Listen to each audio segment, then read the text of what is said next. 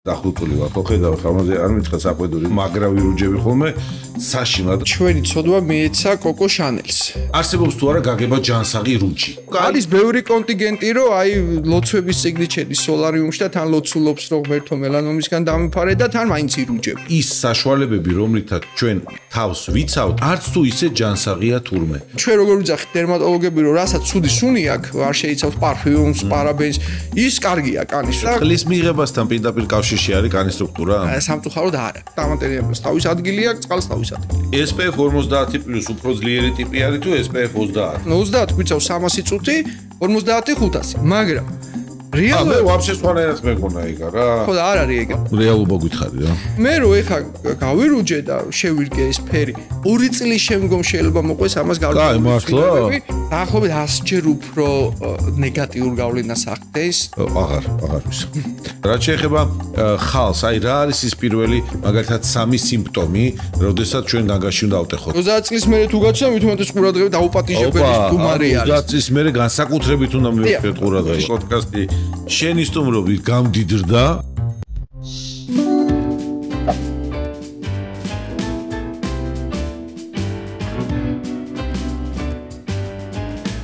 გამარჯობა, მორიგი პოდკასტის ეპიზოდით გიბრუნდებით. დღეს ძალიან საინტერესო თემა გვექნება კანი, კანის მოვლა, სიჯანსაღე, როგორ დავიცვათ კანი პრობლემებისაგან, როგორ ავირიდოთ თავიდან მავნე და ვერაგი დაავადებები. დღევანდელი სტუმარი იქნება დერმატოვენეროლოგი, ყველასთვის კარგად ცნობილი გიორგი არველაძე, ჩემი კოლეგა. გიორგისთან საინტერესო თემებზე ვისაუბრებთ. აქვე გეტყვით, რომ პოდკასტი იწერება პოდკასტ არიაში და პოდკასტ არის ჩვენი პარტნიორი. მოიწონეთ ჩვენი გვერდი, აქვე ქვევით, თუ გინდათ რომ ჩავწეროთ მეტი საინტერესო ეპიზოდი და მე მგონი ძალიან საინტერესო თემაზე ვიწყებთ ახლა საუბარს.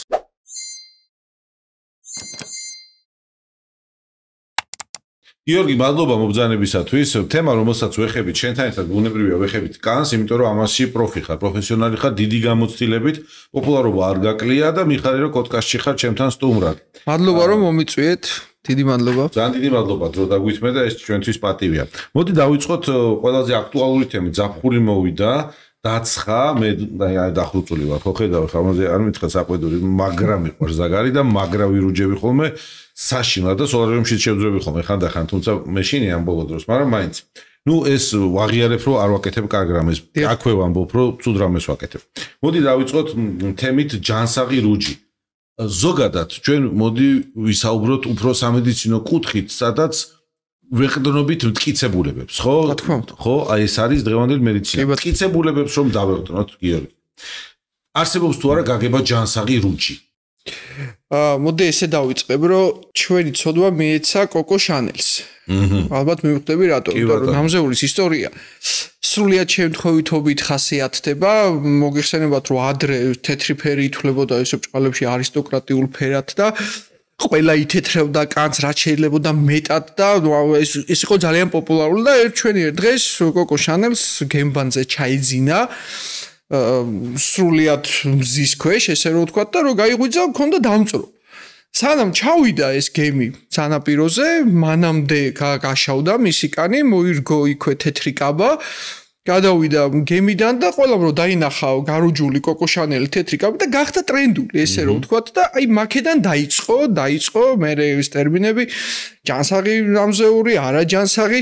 მოკლედ არ არსებობს ეგეთი ცნება. იმიტომ რომ ჩვენთვის ნამზეული მაინც რაღაც გარკვეულ ცვლილებებთან ყოველთვის ასოცირდება. ნაადრევი დაბერება, გაუწყლოვნება, ვერა ეს ნაოჭების საკითხი მართლა ინტენსიურია და არ არსებობს ეგეთი მცნება, რომ აი რაღაც ჯანსაღად გავირუჯები, ეს სასარგებლო იქნება კანისთვის, სამწუხაროდ არა. ალბათ გახსოვთ, რომ ადრე აი დასასვენებლად რო დადიოდნენ საბჭოთა პერიოდში ეს რაღაც სანატორიუმები რო იყო, კეტავდნენ მოქლომით მაგ შემთხვევაში სანაპირო ზოლს, აი რაღაც დილის 10 საათიდან საღამოს 6 საათამდე იქ სიარული ფაქტობრივად აკრძალული იყო და ამით მაშინვე ზრუნავდნენ ამ პრევენციაზე და დღეს ეს ლიბერალური განწყობა რო ყველა სკოლაში უფლება აქვს, რა თქმა უნდა ამხრივად ვლინდება, თუმცა ძალიან ბევრი ხარვეზები მოყვება ამ ამბავს. არის ესეთი ჩატარებული ერთ-ერთი ესეთი კვლევა, რომ 2 ტყუპი, ერთი ცხოვრობდა ჩრდილოეთის ქვეყანაში, სადაც მზე ნაკლები იყო, მეორე სამხრეთის ქვეყანაში, სადაც მუდმივად მზესთან ჰქონდა შეხება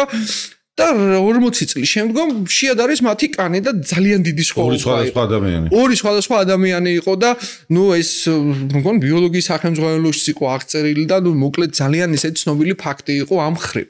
ანუ პასუხი არის რომ ჯანსაღი რუჯი არ არსებობს. რაც არ უნდა გავაჯანსაღოთ, მაინც ვერ შვებით სამწუხაროდ. ამ ბოლო დროს გაჩნდა ძალიან ბევრი, ესე იგი, თემა სასაუბრო არის ესეთი რომ ის საშუალებები, რომლითაც ჩვენ თავს ვიცავთ, ანუ ეს არის ეგრეთ წოდებული სამბლოკ საშუალებები, მზის განდამცავი საშუალებები, არც თუ ისე ჯანსაღია თურმე. და რაღაცა ცუდი ამბები მოყვებაო მაგასო და ეს ჭორია, მოარული ამბავია, აი შენ სფეროში ჩახედილი ხარ, up to date ხარ ყველაფერში, ხო?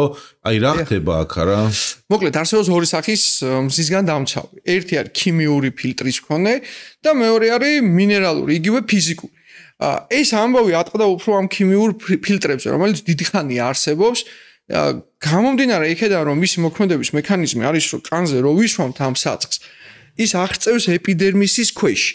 და შეიძლება ინტრადერმულად, ანუ რაც შეიძლება მეორე კანიშრის დონემდეც აღმოჩნდეს და მისი ორგანიზმში აღმოჩნდეს რეალურად. ეგრე გამოდის, იმიტომ რომ იქ დერმის დონეზე უკვე სისხლმომარაგება საკმაოდ ინტენსიურია, შესაბამისად არის რისკი, რომ მართლაც რაღაც გარკვეული კავშირი ორგანიზმთან ქონდეს და შემადგენლობიდან გამომდინარე, რომ ეს რთული სახელები აქვს, რასაც შეიცავს, აი რაც ატყდა არის აღო ბენზონზე, ეგეთ ნივთიერება არის, რატო დაარქვეს ეგეთი სახელი, მაგრამ ნუ ესე ქვია და მეორე არის ოქსიბენზონი და ბევრი რაღაც თავისი სტაბილიზატორებით არის გაჯერებული, რომ ეს ფუნქცია შეიქმნას ისგან დაცვის მექანიზმის და აი ამ ნივთიერებებზე დაფიქსირდა გარკვეული რეაქციები, ესე რომ ვთქვათ და აქედან წამოვიდა რეაქციები, საქართველოს მოქალაქემ მაგალითად შეამჩნიოს ეგეთი რეაქცია? ნებისმიერი მოქალაქე ამჩნევს, აფროამერიკელებიც კი ამჩნევენ, რომ გარკვეული სახის ალერგიულ რეაქციას რო ეძახით, აი გამონაყარი, ქავილი, სიცითლე და აი აქედან წამოვიდა უკვე ეს ლოზუნგები, რომ ხო არ ვიღუპებით, ვაიმე რა ხდება, რატო ხდება ესე, თუმცა ეს ბუნებრივი მოვლენა არის. მზეს იმდენად თავის სასარგებლო თვისებებიც აქვს, რა თქმა უნდა და იმდენ ნეგატიური გავლენის მოხდენა შეუძლია ჩვენს კანზე და ბევრი დაავადების გამწვავება, გამომწვევა და ასე შემდგომ, რომ ის ფილტრი რაც არ უნდა ტოქსიურად მომნათლოთ, მაინც ვერ გადაწონის მზე თავისი უარყოფითი თვისებები. ამას უკვე შეიქმნა მინერალური ფილტრი. ესე იგი, რა სხვაობაა, რომ ის აღარ აღწევს კანქვეშ, ზედაპირზე რჩება, აბსოლუტურად თანაბრად ირეკლავს ამ მზის სხივებს და უშვებს ჩვენი კანის ზედაპირისგან, ესე რომ ვთქვათ, აი უკვე ჩვილ ბავშვებში იყენებენ, FDA აქვს აი ამ up to date და ყველა წყაროთი ყველა კვლევა გაიარა და დამტკიცდა მისი უსაფრთხოება, მაგრამ არის ერთი დიდი მინუსი, რომ რაოდენ პარადოქსულიც არ უნდა იყოს 21 საუკუნეში ვცხოვრობთ, დიდი კომფორტი გვაქვს ადამიანებს და აი ამათი სუნი, აი ჩვენ როგორ ვიძახით დერმატოლოგები, რომ რასაც ცუდი სუნი აქვს, არ შეიცავს პარფიუმს, პარაბენს, ის კარგია კანისთვის. ახლა როგორია ეს ცუდი სუნით რო დადიხარ და ხო რაღაც ზაფხული, მზეს, ოფლი და კიდე ცუდი სუნი. აი ამ ფილტრებს ეს რაღაც ესეთი ტექსტ ჯერ ათეთრებს, მართლა იმ ძველ დროში გვაბრუნებს ეს თეთრი ფერო არისტოკრატიულად ითვლებოდა. უაზროდ მძიმეა და ესე ათეთრებს და ეს სურნელი არ არის ჩვენთვის სასიამოვნო და ვერ მოხერხდა რომ აი თან ნეიტრალური სუნი მაინც კონდეს ან რაღაც ისეთი მოვიფიქროთ რომ არც ეს პარფიუმი დიახ აი არა და ეს პრობლემად მაინც რჩება თუმცა ჩვენ ექიმები ჯერჯერობით ამაზე ვერ ვამახვილებთ ყურადღებას და გვიმართლებს რომ არის ისეთი საცხები იგივე მინერალური ფილტრის მქონე რომელიც აი ცხიმიანი კანის დროს არა კომოდოგენური ანუ ეს ფერიმჭამელების და ცხიმგროვების ფორმირებას არ უწყობს ხელს და ნუ აი ამ ხრივ ლავირება კეთდება ესე რომ ვთქვით. გიორგი, რა სხვაობა UVA და UVB სხივებს შორის? მოგეხსენებათ რომ მზის ულტრაისფერის სხივი სამი სპექტრისგან შედგება, ეს არის UVA, UVB და UVC. UVC ჩვენამდე ვერ აღწევს, ძალიან მოკლე სხივია და ფაქტურად ატმოსფეროში ვერ რჩება. UVA არის ყველაზე გრძელი სიგრძის მქონე სხივი, ეს არის დაახლოებით 320-დან 400 ნანომეტრამდე. UVB უფრო მოკლეა, ანუ 280-დან 320 ნანომეტრამდე და დიდი სხვაობაა. UVA-ს უფრო ღრმა შეღწევადობის უნარი აქვს. ანუ კანის ბარიერს გადის და ინტრადერმულად მეორე შრემდე აღწევს. შესაბამისად არ იწვევს ყისიერ დამწრობას, აი უფრო ათბობს ქსოვილს და ამის შემდგომ ხდება ნეგატიური გავლენის მოხდენა. ანუ თერმული ზემოქმედება მეორადად არის, აი სითბური ენერგიის ხარჯზე და UVB სხივი არის ზედაპირული ეპიდერმისის დონეზე ვრცელდება და აი ეს ყისიერი დამწრობა რაც ადამიანებს ისხვის, ეს UVB-დან არის. ორივე ძალიან საზიანოა. ორივეზე ყურადღებით ყოფნა საჭირო, რომ ერთ-ერთი მათგანიც კი მიწყება, რომ ეს უჯრედის დნმ-ის დაზიანება, სიმსივნური წარმონაქმნის აღმოცენების მაღალი რისკი, ეს კოლაგენის რღვევა, ეს მელანის მარცვლები მოგეხსენება და რო ვირუჯებით რატო გვაქვს ეს ფერი ადამიანებს რომ ეს უჯრედები გამომუშავდება და შრეობრივად ლაგდება და ბლოკავს სწორედ ამ UVA და UVB-ის ხივების ღრმა შეღწევადობას რომ ეს კანქვეშა ორგანიზმს იცავს ანუ ასე დამწრობისგან და აზიანებისგან და ნუ შესაბამისად ორივე ძალიან მავნია და ამ მელანოციტებსაც აზიანებს ამ DNM-საც აზიანებს ხალი თუ გვაქვს საერთოდ თუდად არის საქმე იმიტომ რომ ამ ხალის უჯრედების DNM-ის დაზიანება შემდგომ ინფორმაციის არასწორ გადანაწილებასთან ასოცირდება ერთი უჯრედიდან მეორეზე და აი თუ გაგვეპარა ერთი ატიპიური უჯრედი, მერე ხდება იმ სიმსივნური წარმონაქმნების ფორმირება, რის გამოც ესე ყველა ვამბობთ, რომ აი მზე და ხალი, მზე და წარმონაქმნები ერთმანეთს მეგობარი სამწუხაროდ არა. აქვე დავსვამ კითხოს მე არ დამოვიწყეს ეს ხალის თემა, ანუ ეგეთი კვლევაც ყოფილა და შემთხვევაც კლინიკური რომ ვთქვათ იმ რეგიონში გაჩენილა ესეთი მავნე ხალი მელანომის მიმართულებით, რაც მზიზე საერთოდ ხელის გული მაგალითად რა. ანუ აქვე მინდა უთხრა ჩვენს მსმენელს და მაყურებელს რომ მზის გამოსხივება აუცილებელი არ არის კონკრეტულად ხალს ხვდებოდეს რა, რომ ის ხალი ტრანსფორმაცია მოხდეს და მალიგნიზაცია, ანუ სრულიად დამალულ ზონაში შეიძლება ბობ მარლის ქონდა ფრჩხილის მელანო. ხო, ფეხის მელანო. ფეხის მელანო რაოდენ პარადოქსულია და ამით გარდაიცვალა. სხვათა შორის აი ეს ძალიან მომრავლა ეხ ბოლო პერიოდში ჩვენთან ინდოეთიდან ჩამოსული სტუმრები. მე პირადად ძალიან მშურს მაგათი, იმიტომ რომ მელანომის ცენტრი ამ ქვეყანაში არ არსებობს. მათ არ ემართებათ, იმიტომ რომ ეს მელანის მარცვლები ჩვენ რომ ერთ შრეში გვაქვს, ბაზალურ შრეში, მათ ორ შრეში აქვს. ანუ ბაზალური შრის, შემდგომ შრეში და ორმაგი დაცვა აქვს და ფაქტიურად მათ ესეთი რამ არ ემართება, თუმცა მათთვის ეს გარუჯვა ასოცირდება ყველაზე დიდ დისკომფორტთან, თეთრი ფერი, არისტოკრატიულ ფერად ტრენდება და ერიდებიან ჩვენზე მეტად. ამას წინათ წავიკითხე და არ დამოვიწყდეს მე რომ დღეს იცვლება ტრენდად აღარ არის ისე რუჯი რა. ითვლება რომ შენ თუ წახვედი ზღვაზე დასასვენებლად და ჩამოხვედი იქიდან გადახრუწული და დამწვარი და გაშავებული კი არა ნორმალურად შეიძლება ოდნავ შეფერილი ძალიან კაი პონტია ეგა რა თქმა უნდა და რაღაც ჩვენი წვლილიც არის აქ დერმატოლოგების და ერთპეროდ გახსოვთ რომ ეს ლეგვის ნახარში ჯოჯო გუგა ქაშიბაძე დაიტანჯა მაგ ლეგვის ნახარში პაციენტები დაიტანჯა სწაული ხდებოდა და როგორ ყველა იზიარებდა და აი ეგეთ პარადოქსების ქვეყანა ვართ რა რომ ყველაფერი უცებ ჩვენთან ცუდის და კარგის სწრაფად ვცელდება და ნუ დღესდღეობით ამ ხრივ გეთანხმებით რომ ნამდვილად უკვე არის ბევრი კონტინგენტი რომ აი ლოცვების წიგნით შედის სოლარიუმში და თან ლოცულობს რომ ღმერთო მელანომისგან დამიფარე და თან მაინც ირუჯება თუმცა კი საკმაოდ მე მორბიან შესამოწმებლად ამ ხალების და მე ისევ სოლარიუმში ბრუნდებიან შვიდად და ნუ მოკლედ არის ეგეთ ტენდენცია თუმცა გამოსწორების გზაც რა თქმა უნდა ჩანს კარგი ზაფხული და ზამთარი კანის მოვლა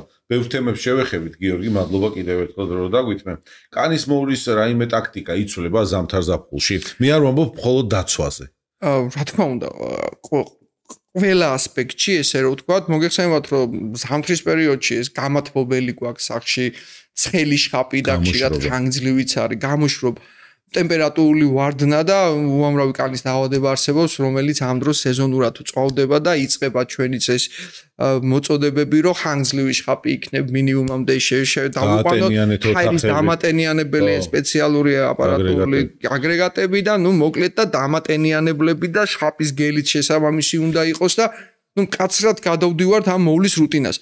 ზაფხულის პერიოდში ტენიანობის მატებიდან გამომდინარე, როცა უფლიანობა უფრო მეტია, ცხიმოვანი ჯირკვალი ხშირად უფრო მეტად აქტიურდება, ეს სუყე საცხები, ესე რომ ვთქვათ, ვათხელებთ და რაც შეიძლება უფრო თხელ საცხებზე გადავდივართ, უფრო შრატი, რაღაც უფრო თხელი ტექსტურის კანი, უფრო კომბინირებული ტიპის კანი, დამატენებელი სხეულისთვის ასევე ნაწილდება უფრო თხელი ტექსტურით, რომ ადამიანს კომფორტი კონდეს. ხშირად არის რომ თავს ვისვამ და არ შრება და ვიტანჯებით და ვცხიმიანდებით და რა თქმა უნდა თითოეულ ამ დეტალს ძალიან დიდი მნიშვნელობა აქვს, რომ კუნალობასთან ერთად ადამიანმა კომფორტულად იგრძნოს თავი, რომ ეს მისთვის არ იყოს დამორბკოლებელი თუნდაც ამსახურში, თუნდაც მოსვენებულ მდგომარეობაში და ეს რუტინა ყოველთვის ცვალებადია და წყლის მიღებასთან პირდაპირ კავშირში არის კანის სტრუქტურა?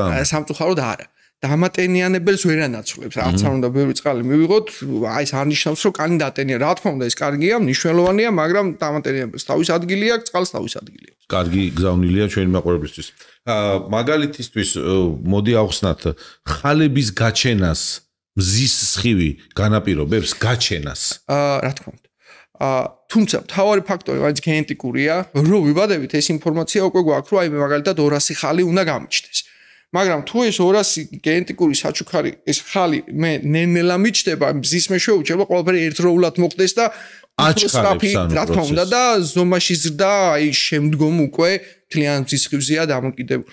სხვაშორის ორსულობა დედრობიც კი შეგეთ მდგომარეობა როცა ის წარმონაქმნები ყველაფერი ჩდება, იცვლება, მრავლდება და ხშირად ეს ნორმის ფარგლებში განიხილება, უბრალოდ მეტი ყურადღებით ვართ ამ პროცესის მიმართ.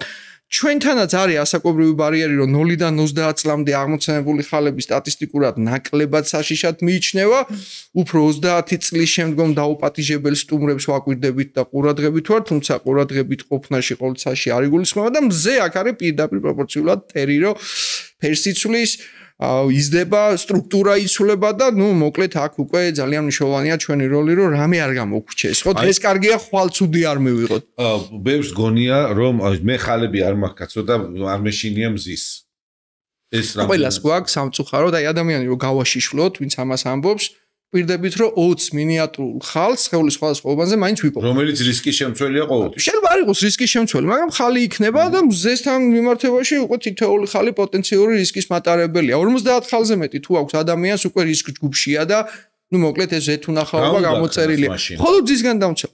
აი ნახეთ, საუბრობთ როგორ რომ აი არ მინდა ის ისგან დამცავი და ცუდი სუნი აქვს და ვაპროტესტებ. კი ბატონო, ჭდილში ყოფნა, დამცავი ბარიერი, ქუდი, გძელი 60 ანუ ყველაფერი არსებობს, უბრალოდ საჭიროა რომ ამაზე ვიფიქროთ და ჩვენთვის კომფორტული გავხადოთ. ის მზის განამცავი შეიძლება მხოლოდ ხალზე წავისვა და აი არ წავისვა მთლიან სხეულზე და თავარია რომ ის შევნიყვოთ, იმიტომ რომ ის საფრთხის მატარებელი მასთან ხუმრობა არ არის ესე რომ ვთქვა. თქვენ მუშაობთ უფრო კლინიკურ დერმატოლოგიაში, სეზონურად მაგალითად, ხო?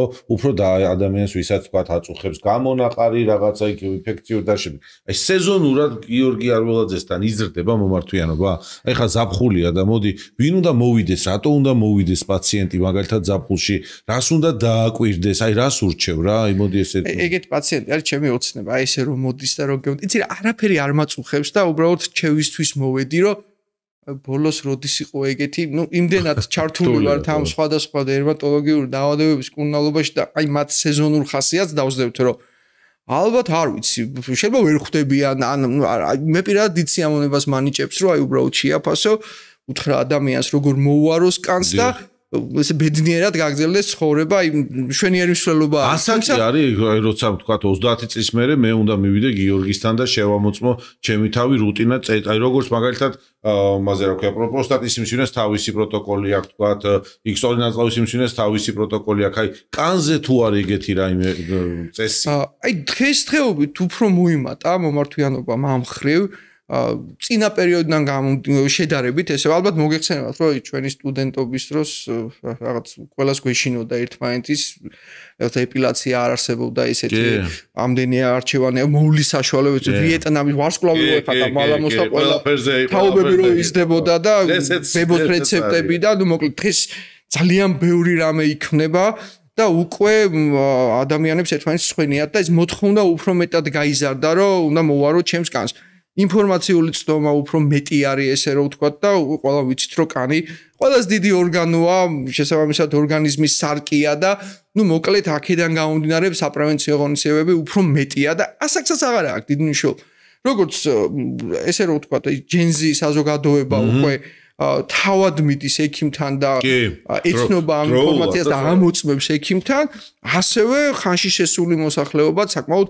გააქტიურებული არის ამ მხრივ თანამედროვე მეთოდოლოგია კვლევის მე ვიცი რომ თქვენ მოხსენით რეკორდი ცოტა ხნის წინ იყო ამაზე მთელი ამბავი იყო მოკლედ ატეხილი და გილოცავთ პირველ რიგში ამას აქვე შევეხოთ მოდი ამ თემას როდესაც თქვენ მსოფლიო რეკორდი მოიხსნა სხვათა შორის ჩვენ მაყურებელს უნდა უთხრა როდესაც ერთმა ექიმმა მოდი შენ მოყევი რა უფრო რა მოხდა იმიტომ რომ მე გადმოცემით ამას ესეთ ემოციით ვერ გადმოცემ ერთმა ექიმმა 24 საათის განმავლობაში უწყვეტ რეჟიმში ფექსებდგომა მიიღო 373 პაციენტი, ანუ საღამოს 9 საათიდან მეორე საღამოს 9 საათამდე, სრულიად უწყვეტად და თითოეულ პაციენტს შეუმოწმა ხალი. უნდა ყოფილიყო 363 ხალი, მაგრამ ჩვენი ქართული ხასიათიდან გამომდინარე, ყველას ჰქონდა რომ აი მეორე ხალიც ვნახოთ, თითო პაციენტზე თითო საერთო ხალი უნდა შესრულოს. და ამასობაში 3-4-5 გამოვიდა საბოლოო ჯამში და პირველი ფაქტი არის, რაც პირველი მცდელობა ქართული მედიცინის ისტორიაში, რომ ვინმე რაღაც რეკორდისკენ მოიფიქრა და გაიგდა და მეორე რომ მართლაც საერთაშორისო ფედერაცია მსაჯები, რომელიც 24 საათის განმავლობაში იწერდნენ, აკვირდებოდნენ, ყველა ჩართული იყო და გვაქვს საერთაშორისო აღიარება, ანუ ბევრ ქვეყანაში ჩვეულებრივად იქნება ეს რეკორდი ყველასთვის. ეს ინფორმაცია ხელმისაწვდომი და თავარი რეკორდი რა არის, რომ რა აღმოაჩინეთ თქვენ? რა თქმა უნდა, აღმოაჩინეთ 3 მელანომა აბსოლუტურად ახალგაზრდა კონტინგენტში და ამ 24 საათში 3 ადამიანის სიცოცხლე გადარჩა, იმიტომ რომ ნაადრევად არის დაჭერილი ეს ძალიან მაგარია. და ყველაზე მთავარი რომ ქართველ ექიმებსაც შეგვიძლია რომ ინოვატორები გავხდეთ სოფლიოს მასშტაბით. ანუ დღეს ხო არის ეგეთი აზრი ხშირად ჩვენს ქვეყანაში რომ აი საზღვარგარეთ უკეთესია იმ ამით ვაჩვენეთ რომ იცი ჩვენც რაღაც შეგვიძლია რომ არ ჩამორჩებით ესე ძალიან ყოველ შემთხვევაში ვცდილობთ რომ არ ჩამორჩებოდეთ და რაღაცას ქმნით და ეს ყველასთვის სასიამოვნო ფაქტია და ასევე ის რომ ექიმის პროფესია აი სულშრომასთან ასოცირდება მუდმივ რეჟიმში და მზად ვართ რომ 24 საათის განმავლობაში ნებისმიერ დროს ვემსახუროთ ამ პაციენტებს და ნუ კარგი საქმე როგორც ქვეყნისთვის ასევე ისი მოსახლეობისთვის შევასრულოთ. დაუჯერებელი ისტორია იდეა გლიჯავს და მე 3 გადარჩენილი სიცოცხლე ვიყოთ ეს მნიშვნელოვანი მელანომა არის ძალიან ცუდი რამე რა.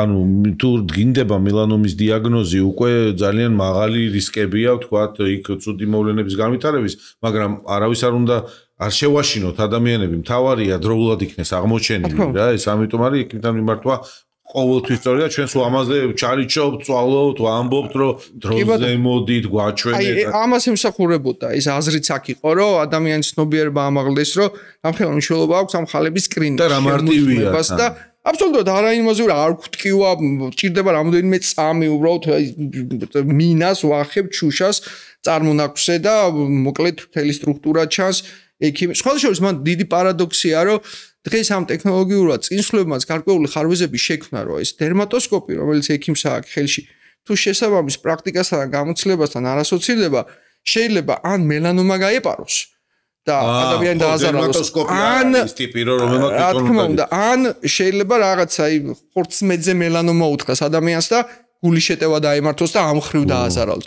ამიტომ ძალიან დიდი მნიშვნელობა აქვს ამ სწორად გამოყენებას ხელოვნური ინტელექტის, აპარატის, რა გამოცდილება. ხელოვნური ინტელექტი ახსენე, ბარემ მოდი მაგაზეც გითხარი რა, რამდენად ინტეგრირდა დღეს ხელოვნური ინტელექტი დერმატოლოგიაში. მოგეხსენებათ, რომ როგორც ყველა მედიცინის დარგში, დერმატოლოგიაშიც ნებისმიერ წყაროს, სამედიცინოს ინფორმაციას, რასაც ხელოვნური ინტელექტი ვიღებთ, ბოლოში აქვს წარწერა, რომ შეიძლება იყოს არასანდო, ან 80%-იანი სიზუსტე. ანუ ეს 100%-იანი ჯერ არ არის. იმიტომ გაქვსო რომ გადამამოწმებო რა. რა თქმა უნდა, შესაბამისად ზღვა ინფორმაცია გაჩნდა და ექიმსაც უფრო მეტი რესურსი ჭირდება, რომ ამ ინფორმაციას ყველა კითხვაზე პასუხი გასცეს იგივე პაციენტის მხრიდან დასმულზე და უფრო მეტი ფიქრი გახდა საჭირო, რომ აი ეს ინფორმაცია როგორ უნდა დააგენერიროს ექიმმა ისე, რომ სწორი მენეჯმენტი მოახდინოს. აქვს თავის ძალიან დიდი პლუსები, რომ კარგი დამხმარეა ჩვენთვის, თუმცა არის ბევრი მინუსი, რომ ხშირად ვიღაც ბრმადენდობა და ამ არასანდო ინფორმაციაზე დაყნობით შეიძლება დიდი შეცდომა მოხდეს და როგორც ექიმი დაზარალდეს, ასევე პაციენტი. ჩემი აზრით ძალიან საინტერესო გამოწვევა, ამ შემთხვევაში ექიმის ფუნქცია კიდევ უფრო იზრდება. კი, პასუხისმგებლობის მომენტები იქნება. და თუ ვიცით მისი სწორი გამოყენება, ის შეიძლება გახდეს ჩვენი ძალიან კარგი მარჯვენა დამხმარე ხელი, ესე რომ ვთქვა. და დროის ეკონომია კიდე ძალიან ბებია. სოფლიო ლიტერატურა რეალურად შეიძლება დაგჭირდეს მოძებნა რაღაცის შეიძლება ასწავლო და თვითონ გაძევს. მე მინდა გიორგი კითხვა აუცილებლად შევეხო ამ თემას. ყოველთვის ვიხარია საქართველოში წარმატებული ექიმი, როცა ფუნქციონირებს და მუშაობს და ემსახურება ადამიანებს. ხო შენ ასეთი ხარ, ფაქტია რა. და მოგვითხარი როგორ მოხვედი აქამდე რა. ინდოეთი და უკრაინის გამოცდილებები გაქვს განათლების ეტაპებზე. როგორ გახდი პოპულარული? ცოტა ისეთ საკითხი. მე გეუბნები ამას, ნუ კარგი, მაგრამ გაგვითხარი. ინდოეთი იყო საოცარი გამოცდილება იმ კუთხით, რომ კეთრის სასწავლად აღმოჩნდი, რაოდენ პარადოქსული წყარო იყო. კეთრი ხო არის. არა, მასწავლოში არის, ანუ ორ ქვეყანაში, ინდოეთში და ბრაზილიაში შემორჩენილი. ნახე, იქ საკუთარი თვალით ყველაფერი. 50 პირველად შემთხვევა. და ამას დაემატა დაახლოებით 150-მდე ნამკურნალობის პროცესში მყოფი პაციენტები, ანუ ვინც გამოჯამრთელდა, ნუ რემისია მიიღო, დროებით მორჩა ესე რომ. ეს რამე სპეციფიურ რეგიონში იყავი ალბათ რაღაც. რა თქმა უნდა, ეს იყო ღარიბების დასახლება, აუ, რა ხელა გამოცდილებაა. ცხოვრებისეული გამოცდილება. არიან ადამიანები არიან, მაგრამ რაღაც სხვა ანუ არანაირი ცივილიზაცია იქ არ არსებობს და უფრო მეტიც სახელმწიფო უზრუნველყოფს რომ ეს კურნალობა იყოს უფასო და ეს ადამიანი წამალს არ სვამს, არც იცის როგორ უნდა დალიოს და თალკე არის სერვისი თითოეულ კლინიკაში რომ სახში უნდა მიხვიდე, პირი უნდა გააღებინო, ტაბლეტი უნდა მოაწესო, წყალი უნდა დალიოს, აღრიცხვა უნდა გააკეთო რომ დალია და მოდი ხარ მე სახში. და ეს რატომ მოხდა რომ ეს რამოდენიმე კეთროვანი მოკლედ რაღაც საზღვარი გადაკვეთა პაკისტანში გადავიდა იქიდან სადაც გადა მოკლედ შემთხვევა დაფიქრდა ერთი ევროპაში რომ კეთროვანი ადამიანი რაღაც დადიოდა მეორე ამერიკაში და მოკლედ ატყდა ერთი ამბავი რომ ყველა ქვეყანაში საჭიროა ერთი ან ორი სპეციალისტი ვინც შეძლებს ამ დაავადების დიაგნოზირებას თორე ყველას მივიწყებული აქვს და ამის პრაქტიკა არ არსებობს და რაღაც ესეთი პროგრამა იყო, შემთხვევით აღმოჩნდი. დიახ, ძალიან მიხარო და თუმცა ცოტა იმედგაცრუებებიც იყო, იმდენად რთული იყო იქ მარტო მომწია ყოფნა და იმდენად საინტერესო იყო და იმდენი კონტრასტი იყო, რომ ნუ მოკლედ, მაგრამ საბოლოო ჯამში იყო ერთ შემთხვევა, რომ ჩემს კოლეგებთან რომელიც რაღაც თავის აღნაგობით, ჩაცმით უფრო ღარიბ კასტას მიეკუთვნებოდნენ, დერმატოლოგიური პაიქრობა ქონდა რა, რომ აი რაღაც არ აღვიქონდი სერიოზულად და მე უცებ მივხვდი, რომ თუნდაც დიდი ცოდნა ქონდათ და ერთ-ერთმა მითხრა, რომ აი ნებისმიერიო 10 დაავადება მითხარიო ყველა დერმატოლოგიურ სახელმძღვანელოში და რომელ გვერდზე, რომელ აბზაცზე წერია იმას გეტყვი. ისეთი ნამონამი. წარმოუდგენელია ეხა იქ რაღაც 7 სახელმძღვანელოში ხარისხია, რაღაც პატრონ თითო 700 გვერდი იმდენი ქონდა ნამუშევარი. 9 ზუსტად მითხრა და ერთი შეეშალა ორ გვერდში და რა თქმა უნდა მე ჩავითვალე გამარჯვებად და მე რო გავაანალიზე, იმიტომ რომ ხელშემშლელი ფაქტორი არ აქვს ფაქტიურად, აი მარტო ლოცვა, ალკოჰოლს არიღებენ, რაღაცა არ ეწევიან. დიახ, ნუ ვაჟიშვილია სამწუხაროდ, მოკლედ ხელშემშლელი ფაქტორი არსებობს და ყველა საკუთარ თავზე მუშაობს, ინგლისური იცის, ყველგან ინფორმაციასთან ცნობა აქვს და არანორმალური პრაქტიკა აქვს და უცებ მივხვდი რომ რაღაც საოცარ ადგილზე აღმოჩნდი და ნუ მას შემდგომ ცდილობ რომ ეს ინფორმაცია აქეთაც გააკეთა რამე კონტაქტები საუბრობ. კი, გვაქვს კონტაქტები, სხვა ჩვენს კლინიკაში ვცდილობთ რომ დავპატიჟოთ და ჩამოვიყვანოთ და ვფიქრობ რომ მალე გვესტუმრებიან და ამით ძალიან მოხარული. არ გამოგვაპაროთ ეგ ამბავი. სიამოვნებით, კი ბატონო. უკრაინა? უკრაინა უნივერსიტეტის დამთავრების შემდგომ აქ იყო ორდინატურა კლინიკური განმავლობაში გრძელდებოდა და უკრაინა გრძელდებოდა 2 წლის განმავლობაში. ძალიან მომხიბვლელად ჟღერდა და გადავწყვიტა იქ წასვლა და მოხვდი ინსტიტუტში დერმატოვენეოლოგიის და რითი იყო საინტერესო ამ ინდოეთის მსგავსად რომ ამ ჩერნობილის ტრაგედიის შემდგომ ძალიან ბევრი კანის ესეთი მუტაციური ფორმები იყო დაფიქსირებული. არატიპიური. დიაგნოზი არის მევა მორფოლოგიური, აი ვერაფერს დათესვას რო ეძახიან, აბსარტესა მორფოლოგიური შესწავლა რო ხდება, ხსოვლის დიაგნოზი არის. და კროსვორდს თამაშობ, რომ ეს ზის ყველაზე ცნობილი 10 დერმატოლოგი არაფერი არ იციან რა ხდება და სიმპტომურად აი რაც აწუხებს ადამიანს იმის მიხედვით უნიშნავ კურნალობას და გადიხარ და რაღაც შედეგამდე რომ მიდიხარ გიამაყება რომ შენი იმპროვიზაციაა და ამის მონაწილე ვიყავი და აქ მასწავლიდან და მაშინ რა თქმა უნდა ბევრი რამე მიჭირდა რომ სწორად აღმოქვა და დღევანდელი გადმოსახედიდან თვალწინ მიდგანს ყოველდღიურად ეს სურათი და ფიქრობ რომ უაღრესად საინტერესო იყო. მე ეს კვლევები მიდიოდა ევროპის ბევრ ქვეყანაში, ბევრი პროფესორი ჩამოდიოდა და მუდმივი ესე ტრანსფორმაციები ხდებოდა ძალიან საინტერესო და გამიმართლა ამ ხრივ რომ ორ განსაკუთრებით საინტერესო ადგილას შემთხვევით აღმოჩნდა. ნუ დააგროვე ეს გამოცდილება, ფაქტი ამ გამოცდილებამ მოიტანა შენ პრაქტიკულ რეალობაში ამის გამოყენება და პაციენტებმაც მადლიერებით გამოხატეს და იმიტომაც ხარ პოპულარული ექიმი. მეთქი არაფერი არ მომხდარა. მოდი დაუბრუნდეთ ისევ ზაფხულს და კანის მოვლას, ჩვენ ბოლოსკენ გავდივართ, მე კიდე გვაქვს საინტერესო ეს პატარა ბლოკი. ასე ვთქვათ, თამაშივით. ზაფხულში რა ტიპის პრობლემები გვხდება ყველაზე ხშირად, რითაც მოგმართავენ კლინიკაში? ბოლო პერიოდში და რეკორდის ანონსიდან გამომდინარე ხალები უკვე პირველ ადგილზეა და ამით ძალიან ვამაყობთ, იმიტომ რომ ეს მართლაც საყურადღებოა. ეს ადამიანის სიცოცხლეს ემსახურება. ეხლა თუ მართლა ვირუჯები და არ მაქვს ეს ხალი და კაი დავიწვი და აუჭი გამიჩნდა რაღაც გამონაყარ წვირი გამიწითლა, ნუ ყველა ვიცით რომ არ არის სწორი, მაგრამ საფრთხე არ ემუქრება სიცოცხლეს. ნუ ხალების შემთხვევაში ეს კაფიოთ ცალსახა არის, დამხრივ მომართვიანობა ძალიან გაიზარდა. ანუ კულტურამ აიმაღლა და ცნობიერებაც ამაღლდა. დობა ჩვენს მიმართ, რასაც გძნობთ, ეს არის ჩვენს ყველაზე მეტად დასაფასებელი და საამაყო. დიაგნოზირების ნაწილში ძალიან მაღლა წავედით და ფაქტიურად არ ჩამოვრჩებით სოფლიო წამყვან ლიდერებს ამ ხრივ ესე რომ ვთქვა. კიდე შემდეგი პრობლემა გარდა ხალების, აი ზაფხულში კიდე რითი მოდიან. ნაკბენები, მწერები, ბავშვები, რა თქმა უნდა, ყველა ღელავს თითოეულ ნაკბენზე, ქალაქგარეთ, ბუნებასთან ასოციაციით, რა თქმა უნდა და ამ ხრივა ძალიან ხშირია. აი ვინც რაღაც იმკურნა, აი მაგას ვამნახეთ, ვინც იმკურნალა ეს აკნე გადაყვა და გაუქრა და ეხა უნდა რომ თან გაირუჯოს და თან ახსოვს რა გაიარა და ვაიმე არ გაურთულდეს ამ მდგომარეობითაც ძალიან ბევრია პრევენციული ფაქტიურად ყველაფერი. დერმატოლოგიაში არის პარადოქსები, რომ არის ფსორიაზე ყველას კარგად ნაცნობი ესეთი დაავადება, როცა მზე მართლაც გვეხმარება, რომ დაავადება დროებით გავაქროთ, რემისია მივიღოთ. თუმცა ცალკე ფილოსოფია ის როგორ შეძლოთ, რომ ეს უნდა იყოს დოზირებული, არ უნდა დავიწვათ დილის 10 საათამდე, საღამოს 6-ის მერე მზისგან დამცავი როგორ გამოვიდა, რა მდგომარეობით უნდა ბევრს გონია, რომ აი მზე ფსორიაზე გავიქცევით, ვიბანავებთ მარილიან ზღვის წყალში და ყველაფერი გაქრება. ამ დროშიც ქართულებაც თან ახლავს. თუ სათანადო კონდიციამდე ეს დაავადება არ მივიყვანეთ, რომ სასარგებლო თვისებები თუნდაც ბუნებრივი ზის მივიღოთ, ხშირად სავალალოდ სრულდება ესეთი შემთხვევები მეტი გართულებით. ესეთი კონტინგენტი, ნუ საკმაოდ ბევრი არის, ესე რომ ვთქვათ, რაც სეზონურ გართულებებთან ჩვენს დარგში კარგი ასოცირდება.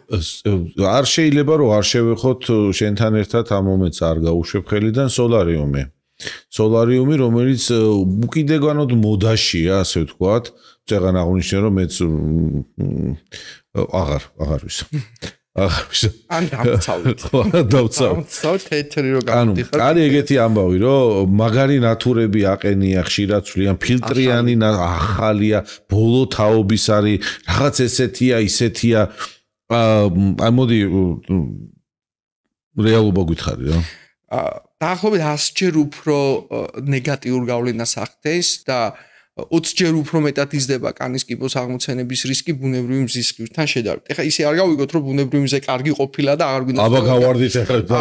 შედარება გავაკეთეთ უბრალოდ. იმიტომ რომ იქ არის უეის ხივი, აი ეს გრძელი რო ყველაზე მეტი აი მარტო ეს არის, რომ ეს კარგი ყველა ფაქტიურად არა და ეს ხო ხელოვნურია და შესაბამისად ორიენტირებულია, რომ სწრაფად შეიქმნას ეს ნამზეული შეიძლება. 5 წუთში, 5 წუთში, 7 წუთში. დიახ და ნუ აი ეს ყველაფერი კანის ხარჯზე მიმდინარეობს ეს პროცესი რა დონის დაზიანებებს ვიღებთ ხო რომ ყველა უჯრედის დნმ-ი კოლაგენის რღვევა ყველაფერი ხდება ავტომატურად აი ძალიან სწრაფ რეჟიმში შემდეგ კანს აგეცუ ისევა რომ ის იმახსოვრებს ამ ყველაფერს ანუ აკუმულაცია ხდება მზის სხივის ესე რომ სოლარიუმის ამ შემთხვევაში და მე რო ეხა გავირუჯე და შევირგე ეს ფერი 2 წლის შემდგომ შეიძლება მოყვეს ამას გავირუჯე და აღარც მახსოვს რომ მე 2 წლის წინ სოლარიუმში რაღაც მივიღე და აი შეიძლება ეს დროც დაჭირდეს შემდგომ ამ ცვლილებას.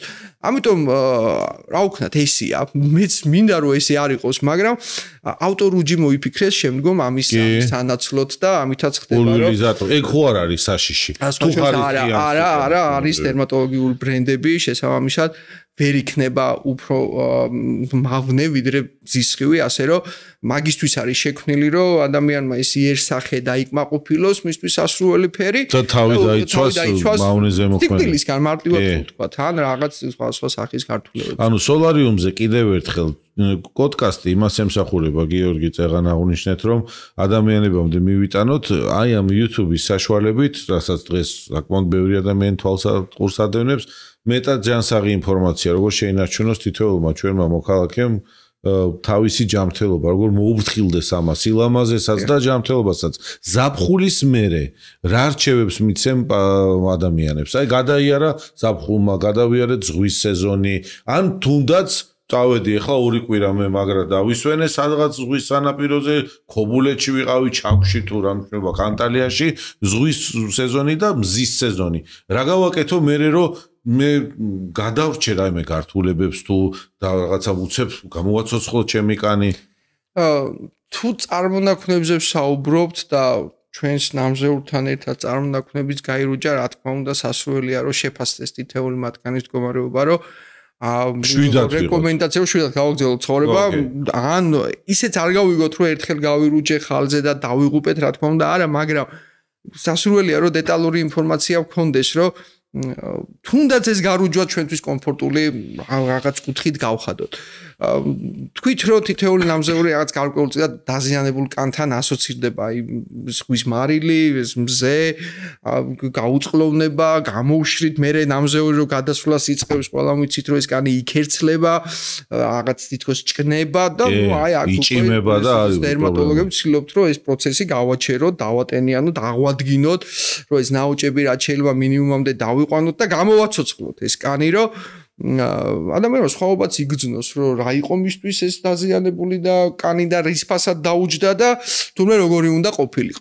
ზომიერების დაცვაც რა თქმა უნდა ძალიან მნიშვნელოვანია, დილის 10 საათამდე, საღამოს 6-7 საათის შემდგომ მიღებული ნამზეული ნაკლებად მავნია შუადღის პერიოდის ნამზეულისგან განსხვავებით. ეს ყველა თითოეულმა ჩვენთაგანმა კარგად ვიცით. 12-დან 2-მდე, აი 2 საათი, ხო? აი ჯოჯოხეთია რა, მართლა ცუდად გავხდი რა, ცუდად გავხდი რა, უბრალოდ ეს არ არის სახუმარო თემა და სიგიჟე გავაკეთეთ, უნებრივია ამას აღარ გავიმეორებ, მაგრამ ნუ ეს მომწონს, ხო, ვერთობი ესე ასე ვთქვა. კარგი, ესეთი კითხვა მაქვს კიდე შენთან. რა დაავადებებზე შეიძლება მიუთითოს ჩვენი კანის მდგომარეობა, თუ არის კავშირი ჩვენ შინაგან სამყაროსა და კანის სტრუქტურას ან მდგომარეობას შორის, აი რაღაცის სიგნალი ხო არ არის, ან სასიგნალო მინიშნება ხო არ არის? ყველაფერთან შეიძლება დავაკავშიროთ. აი პიგმენტურ ლაქებს შევეხოთ, გეხვეწები, იმიტომ რომ მე ჩემ პრაქტიკაში ხა იცი რომ მუშაობ შემავსებლებით, ბოტულოტოქსინით, ბიოსტიმულანტებით, კანზე მიწევს მუშაობა და ბევრი რაღაცა. უამრავი პაციენტია, რომელსაც მე ვერ ვეხმარები და არის პიგმენტაცია, ჰიპერპიგმენტური ლაქები. პრობლემა რა, მაგარი პრობლემა. ჩემს ძალებს ეს აღემატება, მე არც დერმატოლოგიაში შევდივარ და არც ამ კომპეტენციაში ვიჭრები. თუმცა მომართვიანობა მაღალია რა. ძალიან, იმიტომ რომ სახეზე ვსაუბრობ, ყავისფერი ლაქები, ეს მელაზმა, ნებისმიერ საკს პიგმენტაციური დარღვევა, როცა სავიზიტო ბარათი, ანუ სხეულის ყველაზე მთავარი ნაწილი სახეზეა, რა თქმა უნდა, დიდი მომართვიანობის საბაბი ხდება. ხო გქონიათ ისეთი შემთხვევა, რომ აი მოვიდა, აი გინდათ რომ დაეხმაროთ, დავიწყეთ პროცედურები, მივიღეთ შედეგი, აი პროფესიული განწყობა გვიხარია და მოდის 2 კვირაში და ზეზე იყო და უარესობას ხედავ. აი როგორი ცუდი განცდაა, ხო, აი ვეჩხუბებით პამპატს ვერცვევსურშობ. სამწუხაროდ ეს ესეთი აქსიომა არის, რომ ეს პიგმენტური ლაქა და ეს მზე ნაღლის ბუშს აბრალებს. ეს არა რეალური, მოდი ნაღლის ბუშს და კუჭნაწავის და ეს არ ჩდება ნაღლის ბუშს თავი ერთი მითი დავანგრიეთ ახლა. თორე ნაღლის ბუში გაწუხებს ლაქები, იქ წადი გასტროენტეროლოგს ეჩვენე და რაღაცა არ არის. მგონალებდნენ გასტროენტეროლოგები. შესაბამისად ეს არ არის რეალური ინფორმაცია. მზე გენეტიკური წინასწარ რატო ყველას არ უჩნდება. თუმცა მზესთან კორელაციით მაინც რაღაც სირედი ცვლილებები ნებისმიერი თეთრკანიანის კანზე ფიქსირდება, მაგრამ რაოდენობრივად, ფორმით და მასშტაბით, რა თქმა უნდა, სხვაობა დიდია ვიღაცას. გენეტიკური წინასწარ განწყობა და ეს მზე პირდაპირ პროპორციულად ორსულობის დროსაც ჩნდება ლაქები. აბსოლუტურად მზესთან რო კავშირში არ არის. რომელიც მე გადადის ეს მელანოტროპული ჰორმონი რაც იწვევს, ნუ მოკლედ. მაგრამ ამ შემთხვევაში არ გადადის და შესაბამისად რა ქნას ადამიანმა, აი რა. ისგან თავდაცვა და მე ყველაფერს აზრი აქვს. ჩვენს დახმარებას ნამდვილად აზრი აქვს. ნამდვილად ჯამურ სისტემური მიდგომა. ბოლომდე არ ქრება, მაგრამ ვიზუალი საგრძნობლად უმჯობესდება. თუმცა ერთი გარუჯვა და ყველაფერი წყალში იყო. შესაბამისად ყველა გადაწყვეტილებას თავად კომბინირებული მიდგომები, ექიმების, პლასტიკური ქირურგი, თუ დერმატოლოგი, თუ კოსმეტოლოგი, თუ ერთობლივი მიდგომა და ერთობლივი ზრუნვა მზისგან დაცვა და პირდაპირ მინიშნება რომ ნაღლის ბუშტიდან ეჩდება, რა თქმა უნდა ეს აბსურდია და მითია. ნეტად ჩდებოდეს. მიხედავდი ნაღლის ბუშტს. მიხედავ ამოვიღებდით და გაქრებოდა. კარგი, ეგეთი კითხვა. ხალი მაქვს თქვა შესამოწმებელი მაქვს და სიამოვნებით მოვალ თქვენთან მიკროდერმაში ხო და გნახავთ და კიდევ რაღაცა შეიძლება საინტერესო თემებზეც ვილაპარაკოთ.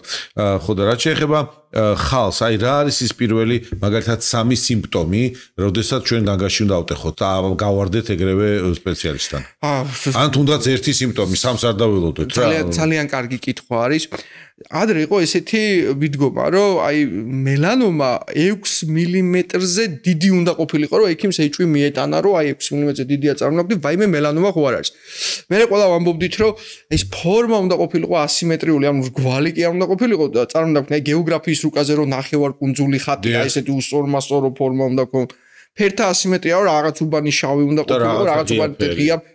ამას მეზობელიც ამჩნევს რომ ადამიანს ეგეთი ხალი თუ აქვს 6 მმ-ზე დიდი და ესე ცულებები, ვიღაცა გეუბნება რომ მეგობარი რომ წადი რა ონკოლოგიურში მაინც ვიღაცას რაღაცა აჩვენე რომ რაღაცა რა გჭირს ხო? აირბინე ჩემი ახლობელია მიგიღებს ეგ რომ იმიტომ რომ გიბიძგებს რა. გიბიძგებს თვითონ გეხმარი. ყველა ხედავს. ეგ არის პირიქით ეს ყველაფერი.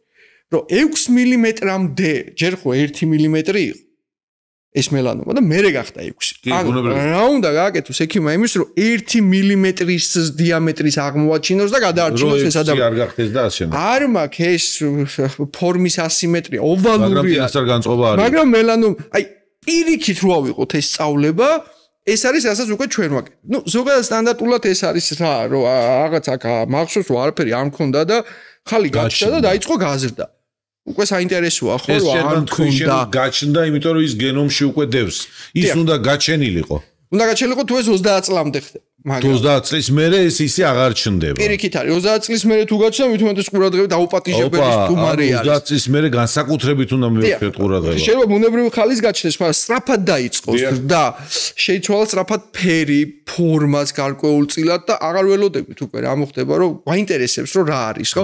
ეს ის სიმპტომებია, როცა დერმატოლოგს უნდა მიმართოთ, რომ დერმატოსკოპიულად ან სურათი ვნახოთ. ეს ხალები ხშირად ოკეანეს ადარებ. აი რაღაც შტორმის დროს რო უზარმაზარი ტალღებია და ფსკერი რო სიმშვიდი არის. აი ეს შეიძლება შევხედოთ, გული გაგვისკდეს და სტრუქტურა იყოს აბსოლუტურად 7 და პირიქით შეიძლება შევხედოთ და აი თქვათ რომ ეს არაფერი არ არის და უკვე ისეთ სტრუქტურული ცვლილებები იყოს, რაც ძალიან ბევრი ცუდი რამის მომასწავლებელი ხდება. ამიტომ ესეთი პარადოქსებით არის ეს სვლელობა სავსე და იქ იმის გამოცდილებასაც ძალიან დიდი მნიშვნელობა აქვს. და ნუ სამი ძირითადი თვისება რაღაცა სწრაფად მეზდება, რაღაცა ფერი არ იყო და უცებ გაჩნდა. არ იყო და უცებ დაიწყო ზრდა, ფორმა და ფერი შეიცვალა. საკმარისი არის მათგანიც რო იყოს, ჯობია მიხვიდა იქიდან ყველა შემთხვევაში. რა თქმა უნდა. ჭორფლის თემა მოდი გვაინტერესებს ბევრს რა. ჭორფლის მოშორება მოსულა რამე არის? ხშირად თავისითაც ხრება. იგივე მზეს დავანდა, აი თავისით აი ზამთარში გადადის. საშიშია ჭორფლი? აბსოლუტურად არა. ხალია ჭორფლი? არა, პიგმენტაციური ხარვეზი არის და ბევრს რო კითხოთ, ბევრს მოწონს და იტოვებს და იმატებს, ან ზოგს თავისითაც უქრება და შესაბამისად მე ერთადერთია სადაც 7 ვართ ესე რომ ვთქვა. კარგი, წითური პაციენტები, ვიც არის წითური, ან მუქი ფერის კანი ვისაც აქვს. მოდი მითებზე და რეალობაზე აი იმაზე გადავიდეთ, ზუსტად წეღარაზე დავსაუბრობდით, ხო? აი მუქი ფერის კანი უფრო კარგად უძლებს მზეს, ეს მითია თუ რეალობა? სადღაც რეალობაცაა, იმიტომ რომ ეს მელანი უფრო მეტი აქვს და უფრო მეტ შესაძლოა, რა თქმა უნდა და შესაბამისად არ იწვება. მე სულ ვიწვევი, იმიტომ რომ თეთრი ვარ, ცოტა მაქვს ეს მელანი, ვერ ვშავდები, წითლები ვთეთრდები.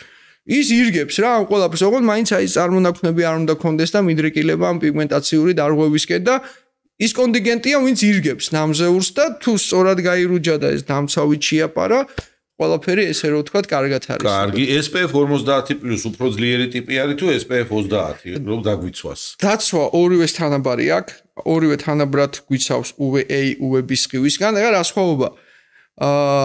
ადამიანის კანს რომ მზეზე დაიწყოს, შეიძლება დაახლოებით 10 წუთი. კი. აი ეს 30 მრავლდება 10-ზე, 50 მრავლდება 10-ზე, ან 30 გვიცავს 300 წუთი, 50 500, მაგრამ მე ვაფშე სხვანაირად მეგონა ეგა რა. ხო და არ არის ეგრე. აი მე მითებში ვიყავი გაკეთება. არ არის ეგრე. ეს არის მხოლოდ UVB სხივზე და მხოლოდ ხანგრძლივობის მაჩვენებელია 300 და 50. თუმცა ჩვენი რეკომენდაცია არის რომ 2 საათში ერთხელ, 100 წუთში ერთხელ უნდა მოხდეს განახლება. ეხლა რატო? ახელი მოვისვი ხან ოფლი ჩამო, ეგ ცალკე საკითხია. ქუჩაში დავდივარ და მტვერი დამეყარა, ხელი მოვიწმინდა ეს სახე, ან ხელი მოვისვი ინსტინქტურად. ოფლმა ჩამორეცხა და 2 საათში ის იმ რაოდენობით კანზე მაინც ვეღარ არის, რომ ამიტომ თუ მე 2 საათში ერთხელ განმეორებით ვისვამ 30-იანი იქნება თუ 50-იანი მნიშვნელობა არ აქვს. თანაბარი დაცვა. მაგარი არის, ეს მაგარა გავარტყით. იმიტომ რომ ყველას გონია, რომ 50+ რომელცა არის SPF დაცვა, ის უფრო მაგრა დამიცავს და სულ არ აქცევენ ყურადღებას ხანგრძლივობას. ანუ სინამდვილეში არის მოქმედების წყლის თემა. ეგ ცალკე არის, აი ეს ქიმიური ფილტრები უფრო გამძლეებნი არიან თავიანთ შემადგენლობიდან გამომდინარე წყლის მიმართ, ვიდრე მინერალური დღეს გვაქვს ამის ფუფუნება, რომ ვარჩევთ ისეც, რომელიც ნაკლებად ირეცხება. მაგრამ ძალიან ცხიმიანია და აი ცოტა ეს დისკომფორტი აქვს. არის ეგეთი რეკომენდაციები, გიორგი, ზამთარში მზისგან დამცავი არ გჭირდება თუ გჭირდება? ზამთარში წავედი გუდაურში სასრიალოდ. თუ გჭირდება. და წლის განმავლობაში მზისგან დაცვა აუცილებელია? თუ თქვა საქართველოს კლიმატურ პირობებში ვცხოვრობთ, არ ვამბობ სამხრეთ ქვეყნებზე მე. აი წელი წელი მე გარეთ გავდივარ ზამთარ ზაფხულ. სულ წავისვა ეს სახეზე? არის რამე ეგეთი? აი რაღაც კომპანიების მარკეტინგულ გათხრებში არ უნდა მოხდეთ. ეხლა ამერიკაში ერთ პერიოდი ღამეც მოწოდებული იყო, რა თვარის შუქსეც დამცავდა შენობაში და რა თქმა უნდა ეგრე არის. მაგრამ ზამთარშიც არის მზე, მithumetes მაღალმთიან რეგიონში, ზაფხულზე აღარ ვსაუბრობ. ეხლა რუსთაველზე ვისეინებთ აგვისტოს პერიოდში, შუადღის 2 საათზე თუ ბათუმის ანაპიროზე ვიქნებით გასარუჭად. მზის სხივები თითქმის თანაბარია და დაცვა რა თქმა უნდა გვჭირდება. ცხიმიან კანს დატენიანება არ ჭირდება, მითია თუ რეალობა? ცხიმიან კანს მოვლა ჭირდება, დატენიანება ჭირდება იმ კუთხით, რომ არსებობს უთხელესი ცხიმიანი კანისთვის შექმნილი გელ, კრემი, რაღაც გელი ემულსია, რომ ზედაპირი, თუნდაც ის კუტარი უჯრედების აშრევებაში მოგეხმაროს, რომ კანის ინვარება იყოს სათანადო. თუმცა ეხლა როცა ცხიმი ჭარბად არის სახეზე, რა თქმა უნდა დამატენიანება. ფსორიაზზე თქვით თქვენ წეღან გიორგი, მზის სეზონზე სიმპტომატიკა კლებულობს, ოღონდ ფსორიაზი არ სტარქრება, ხო? სამწუხაროდ ქრონიკულია. ნობელის პრემია დერმატოლოგიაში ძალიან მოვიკოჭლებთ. ყველაფერი ქრონიკულია, ყველაფერს ესე დავსდევთ. ძალიან რთული ადამიანს აუხსნა, რომ თანაცხოვრება მოგიწევს და აი მოვლა ჭირდება და მე ხშირად ვიყენებთ ფრაზას, რომ აი კვილებსაც თელი ცხოვრება ვიხეხავთ და არ ვაპროტესტებთ და ამ კრემმა რა დააშავა, რომ მოდი ესეც დღეში ორჯერ წავისვათ და აი კვილები გამოვიხეხოთ თან ამას 3 წუთი უნდა, აქ 1 წუთი გჭირდება და უფრო ხანმოკლია ეს პროცესი. ქრონიკულია, რემისი არის დროებით მორჩენა, ისე რომ ვთქვათ, რომ ყველა მაგას თუმცა ცხოვრების ხარისხს ეს მნიშვნელოვნად დაუნგრევს. ძალიან რა თქმა უნდა და სხვა შორის ცხოვრების წესა აქ ძალიან თუ დავმეგობრდით ერთმა პაციენტმა მითხრა, რომ ჩემს მეგობრებს ვერ იტანსო რა, ანუ კოჰაბიტაციაში ვართობსო, ბედაფსორიაზე ვარ, მეგობრებს ვერ დალევა ალკოჰოლი, პირდაპირ პროპორციულად, აი დღეს სტუდენტებს ასწავლიან ფსორიაზის მქონე პაციენტებთან ერთად ფსორიაზს, რომ ის იმდენად გამოცდილია, ეხლა 30 წელი რო გაქვს. საკუთარ გამოცდილებას უზიარებს. ყველა დერმატოლოგზე მეტი გამოცდილება, ყველა კრემი იცის და ესე გიყურებს, აბა რა სეტყვი. ესე გიკეთებს, რომ ეგ ვიცი, ცადე ჩვენზე მეტი ინფორმაცია აქვს ექიმებზე მეტი და აბა აჯობე. რა თქმა უნდა 30 წელია ის გრძნობს, ყველაფერს გრძნობს რა, მოუხდა მე ინფორმაციას იღებს და ძალიან მაგრები არიან, გჯობნიან და უბრალოდ ჩვენ დამხმარე სტატისტის როლში ვართ, ესე რომ ვთქვათ და ძალიან საინტერესო დაავადება, დღეს არის შესაძლებლობა, მაინც რომ მართოთ ეს დაავადება, არსებობს ბიოლოგიურად აქტიური ნივთიერებების ერა, ერთი მინუსია რომ ძალიან ძვირი ღირს, ეს თითო აი თითო ინექცია 1000 ლარი და ჭირდება რაღაც მინიმუმ 6 თვე და თავიდან 4-ით ვიწყებთ და ძალიან მაღალ ბიუჯეტურია. თუმცა მაინც გამოგვდის ეს ყველაფერი და ამით ვამაყობთ, რომ მართავს სწავლობთ, პაციენტებიც მობილიზებულნი არიან და რაღაც წინგაგული ნაბიჯები ჩვენც გვაქვს ესე რომ. მე მაქვს ერთი კითხვა, აკნეს დროს, მაგრამ უთხრათ მაყურებელს, ცხელი შხაპი და ხანგრძლივი შხაპი მავნია თუ დასაშვებია? როცა წვავით მიმდინარე პროცესია. ზოგადად ცხელი და ხანგრძლივი შხაპი როგორ შეიძლება იყოს კარგი. გარდა იმისა, რომ პირადი კომფორტი შეიძლება ქონდეს ადამიანს, რომ ჩვენ სონკანში ქლორის შემცველი წყალია, მაღალი ტემპერატურა გავწითლებით მაინც, ესე რომ ვთქვა და რაღაც გაგვიხურდება მაინც კანი და რა თქმა უნდა გამოშრება მე ეს კანი და სხვა შორის ეგეთ წესია, რომ დამატენიანებელს შხაპის დამთავრებიდან 1 წუთი გვაქვს, რომ წავისვათ, რომ ეფექტური იყოს.